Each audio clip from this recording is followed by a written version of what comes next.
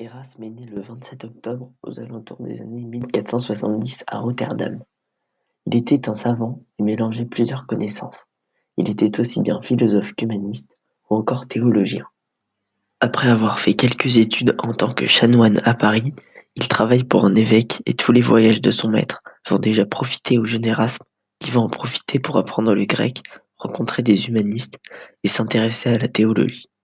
Toujours affamé de connaissances, Erasme va continuer à parcourir l'Europe et c'est en Angleterre qu'il va rédiger son premier écrit en 1509, L'éloge de la folie, qui fut un grand succès lorsqu'il fut publié à Paris 2 ans plus tard. Tous ces voyages vont d'ailleurs être sa principale source de travaux, car il va y rencontrer des amis humanistes, et ces voyages vont lui ouvrir les portes à de grandes choses. Par exemple, en 1515, lorsqu'Erasme traduit le Nouveau Testament du grec au latin.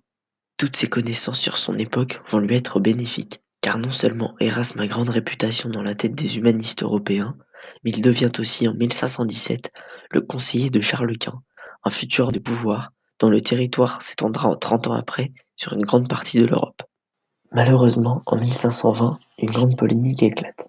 Martin Luther, ici à droite, un grand protestant à la tête de son propre mouvement, le luthéranisme, va inviter Erasme à le rejoindre, mais ce dernier refuse. L'histoire se tasse, mais 5 ans plus tard, Erasme va attaquer Martin Luther dans son essai sur le libre arbitre. La victime va répondre à l'assaillant 2 ans plus tard dans Essai du service arbitraire, mais la polémique durera encore. 10 ans plus tard, en 1529, Erasme, fatigué de ses voyages à travers toute l'Europe, va s'installer à Fribourg-en-Brisgau, mais va finalement retourner à Bâle 1 an avant sa mort, en 1535, et va mourir dans cette ville en 1536. Erasme est considéré de nos jours comme une personne importante du XVIe siècle, car il aura permis l'évolution de la science, des sciences humaines, de la théologie, etc. Son surnom était Erasme, le prince des humanistes. Les traces qu'il nous reste de lui sont bien sûr tous ses écrits, mais aussi ce célèbre portrait de lui par Messie, datant de 1517.